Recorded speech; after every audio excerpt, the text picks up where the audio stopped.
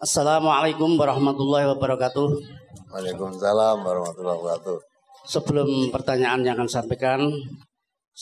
saya sampaikan bahwa saya nama Jais dari Kabupaten Sanggo, Provinsi Kalimantan Barat, dari arah Pontianak ke arah timur laut, lebih kurang 200 km dengan jalan yang mulus, bisa ditempuh dengan kendaraan selama 4-5 jam. 200 km dari mana? Dari kota Pontianak. Oh, Pontianak. Dari Pontianak ke Kabupaten Sanggo. Gitu. Ya, ya. Di Kabupaten Sanggo sudah ada binaan MTA, binaan dari Provinsi Kalimantan Barat, yaitu yang diketuai oleh Bapak Limono. Sudah berjalan kira-kira 1 tahun 4 bulan. Ya. Mudah-mudahan kawan-kawan di Sanggo dan sekitarnya yang sudah sering melihat TV MTA tapi belum ikut kajian, mudah-mudahan dengan melihat wajah saya di sini, mudah-mudahan mereka tergerak hatinya untuk bersama-sama bergabung di MTA binaan Sanggo. Mudah-mudahan. Menginjak pertanyaan, ada beberapa pertanyaan, 4 pertanyaan yang berkaitan dengan brosur, yaitu halaman 5 menuju halaman 6 tentang sholat khauf. Sholat khauf yaitu sholat yang dilaksanakan dalam keadaan takut. Kalau saya baca seperti itu tadi. Jadi apakah sholat khauf atau sholat jika ketakutan itu hanya untuk sholat wajib saja dan atau dengan sholat sunat mengikuti sholat wajib, dan tata caranya bagaimana? Mohon penjelasan. Yang kedua tentang brosur halaman 9, larangan menjadikan kuburan sebagai masjid atau tempat ibadah. Ini banyak yang memahami bahwa Masjid Kubah, masjid di Madinah itu, di situ juga ada makam Rasulullah dan beberapa sahabat. Apakah masjid yang semacam ini termasuk yang dilarang atau yang dibolehkan? Mohon penjelasan. Yang ketiga tentang membaca ta'awudz sebelum baca Al-Quran. Saya pernah ditanya kawan yang juga pernah melihat atau sering melihat MTA. Kok MTA itu kalau membaca Al-Quran atau ayat tidak didahului dengan ta'awudz, tidak didahului dengan a'udzubillahi minasyaitonirrajim. Padahal dalam Quran dia anjurkan sebelum baca Al-Quran bacalah ta'awudz. Untuk itu juga mohon penjelasan. Yang terakhir tentang jenggot. Saya pernah bersama orang kawan beberapa hari yang kebetulan mereka adalah pahamnya orang Islam yang sunnah harus memelihara jenggot, memanjangkan jenggot. Kawan tersebut berkata, "Bapak ini sayang sekali, sudah ibadahnya, sholatnya rajin, ngajinya bisa, tapi tidak memelihara jenggot. Padahal jenggotnya adalah perintah Rasulullah supaya dipanjangkan." Ya. Saya berhari-hari selalu karena bersama mereka adalah berhari-hari selalu persoalan itu saja yang disampaikan. Saya hanya bisa mengemukakan bahwa Allah tidak memandang wajah atau bentuk seseorang, tapi Allah memandang hati seseorang.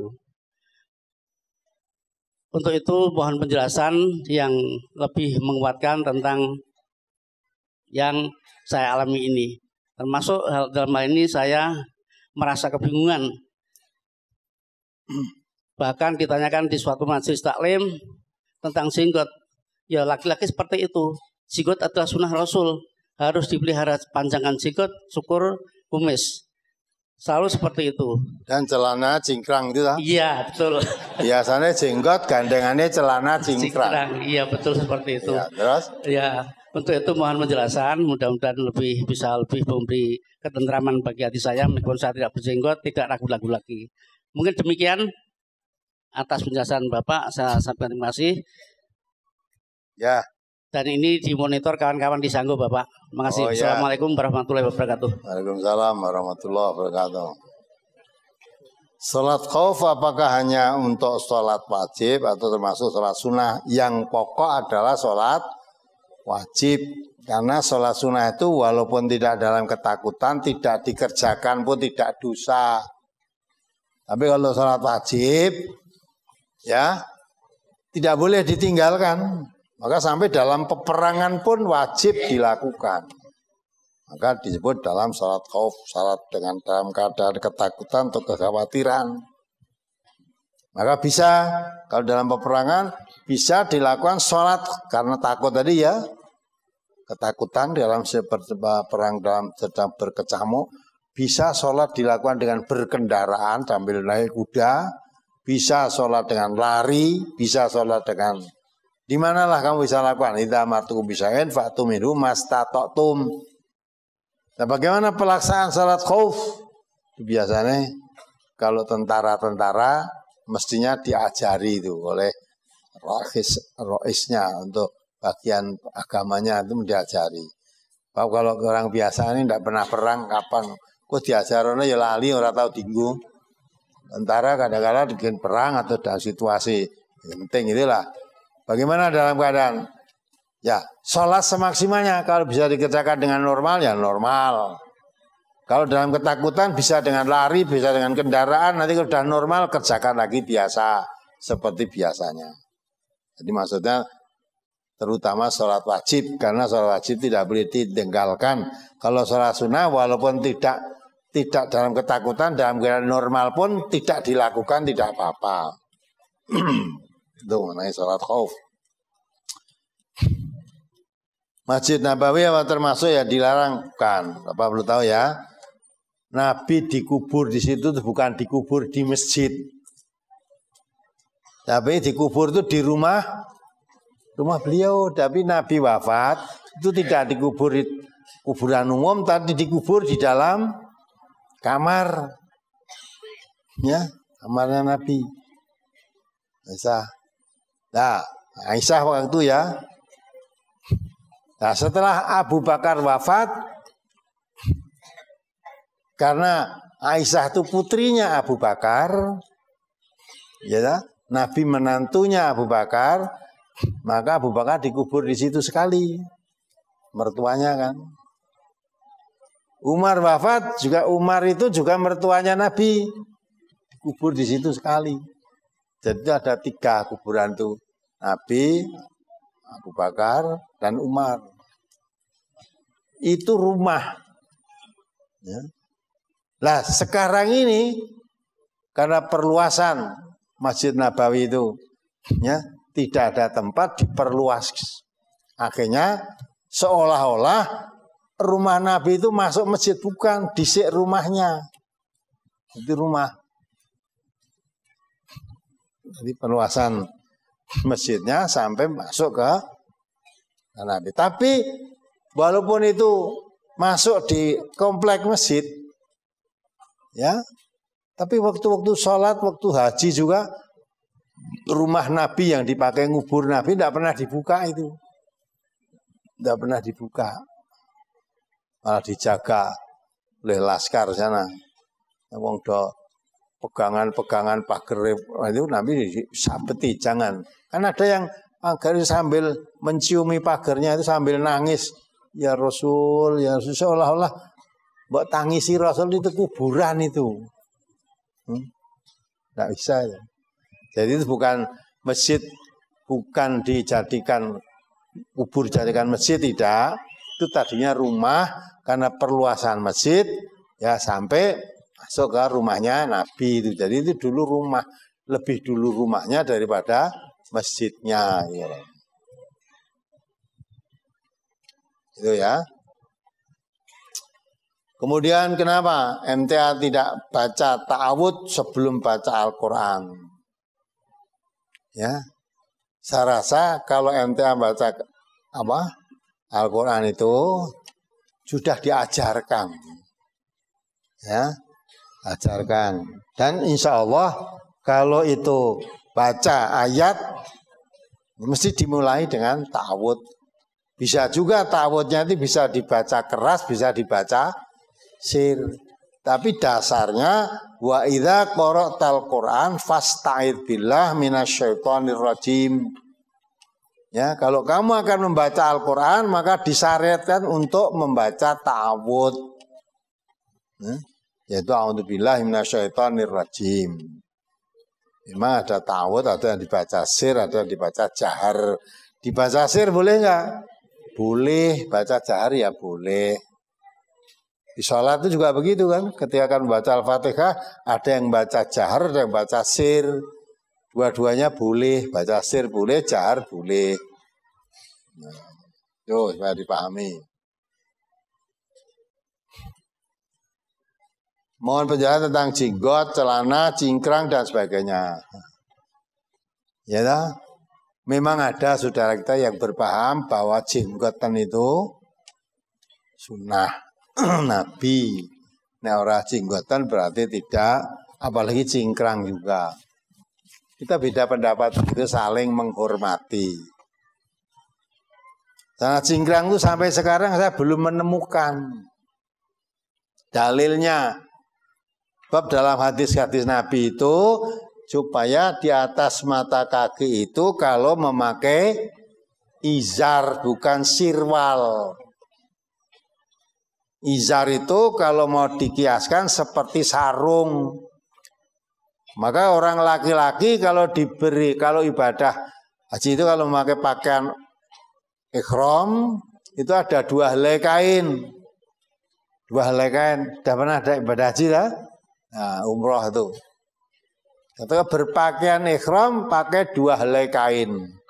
Kain yang pertama digunakan untuk yang disampirkan di pundak itu. Itu namanya apa? Izar. Bukan namanya ridak. Ridak, namanya ridak. Lah yang dipakai bebetan di bawah namanya izar. Jadi izar itu untuk kain dibebetkan, maka itu kalau mau dikisahkan seperti sarung itu boleh izar. Ini celana sampai sekarang saya belum temu. Celana. Memang ada yang memahami, tapi kan kain, iya. Celananya dia kain, izar ya kain. Nah, kain.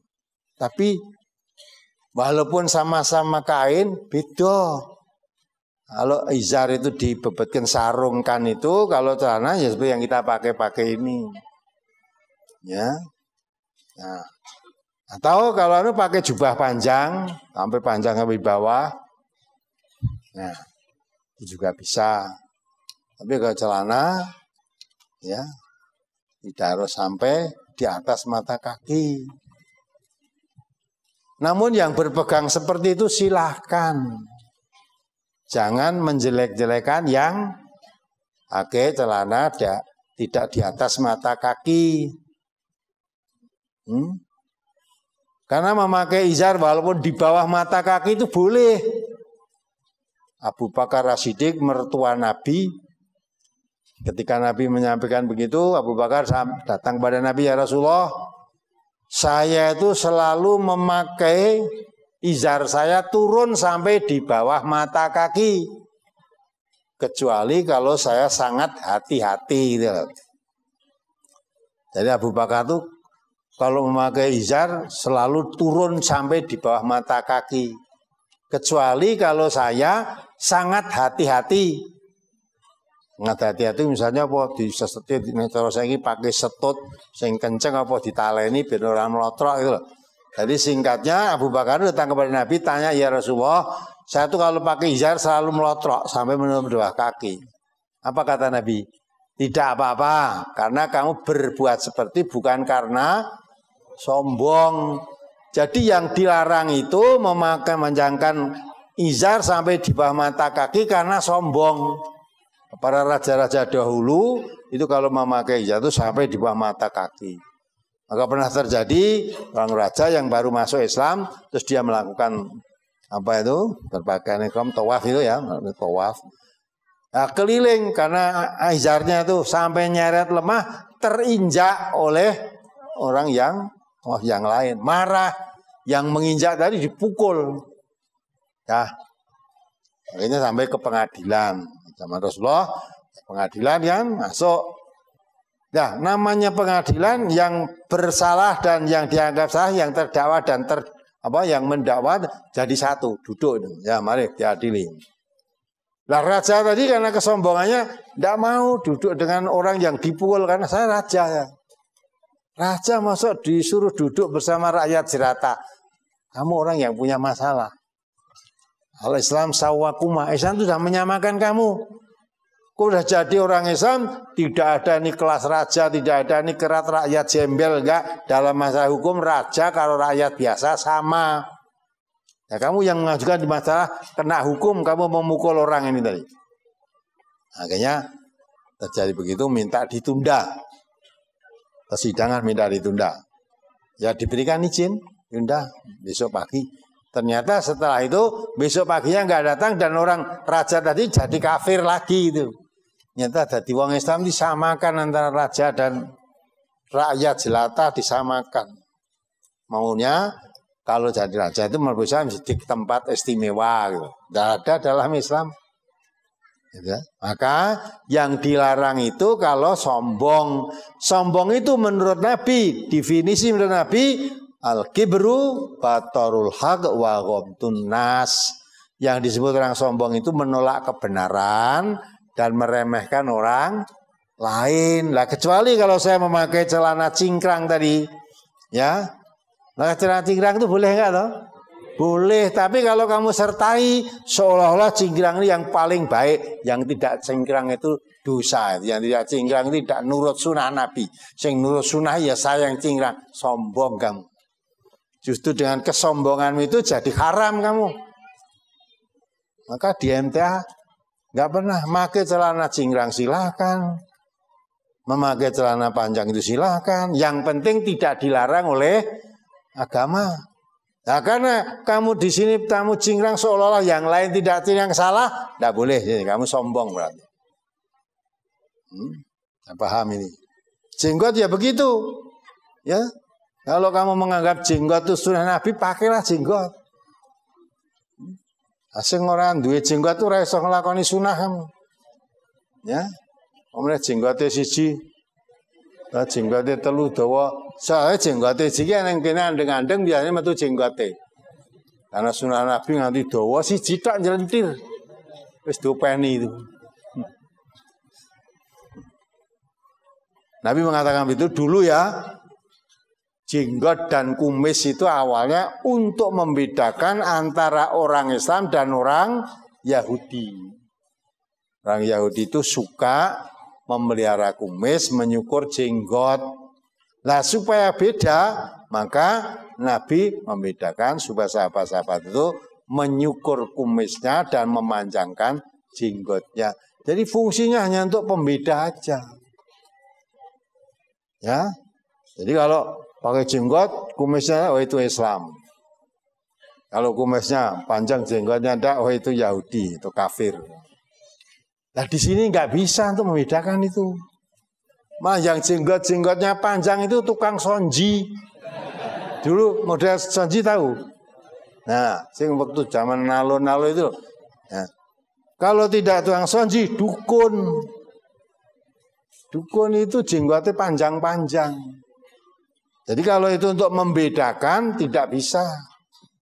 Kalau di sini nggak bisa. Kalau yang itu kan dengan orang sama orangnya sama, besar-besarnya sama, ya, brewoknya sama. Nah gitu. Tapi sekedar untuk membedakan, bukan untuk syariah untuk haram atau halal, tidak. Namun kalau kamu berkeyakinan begitu silahkan.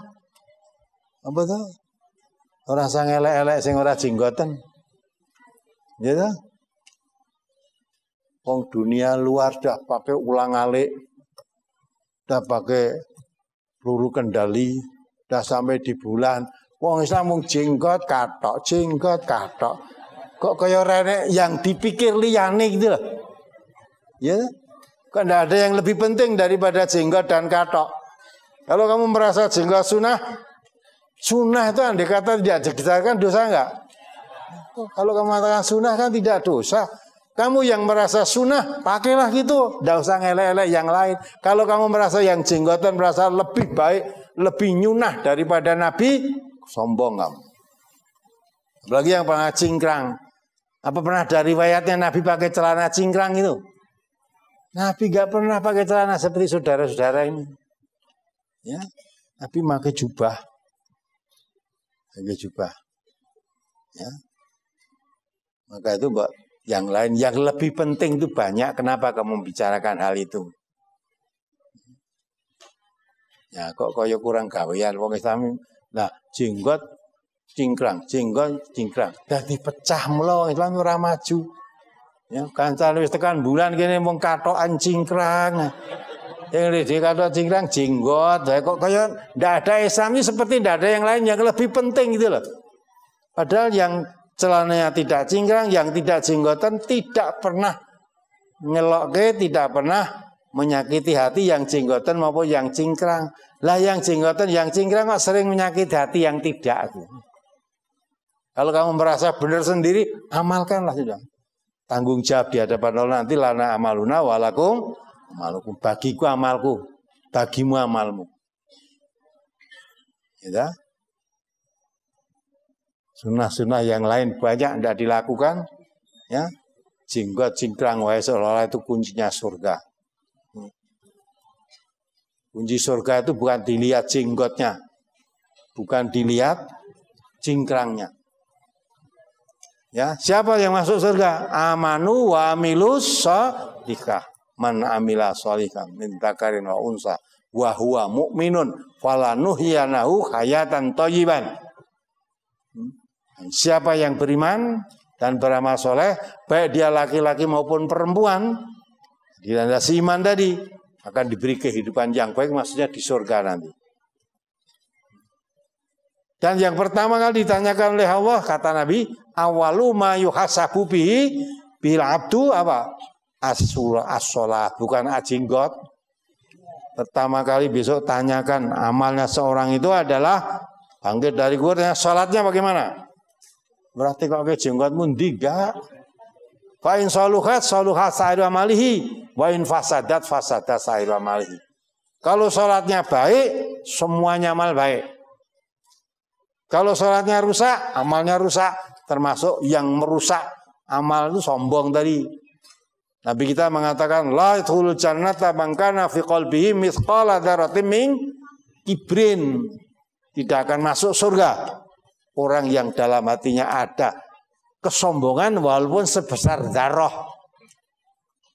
Darah itu sangat kecil.